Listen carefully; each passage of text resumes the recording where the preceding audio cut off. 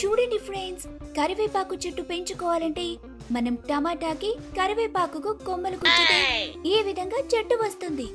కావాలంటే మీరు ప్రయత్నించండి. నాకైతే టమాటా కరివేపాకు చెట్టు రెండు కలిపొచ్చాయి. మీరు ప్రయత్నించండి ఫ్రెండ్స్. బయట నూనెంతా కల్తీ కలుపుతున్నారు. వాళ్ళెవరో కల్తీ కలపడం ఎందుకని నేనే నూనెలో పెట్రోల్ కలిపి వంట చేస్తున్నాను ఫ్రెండ్స్.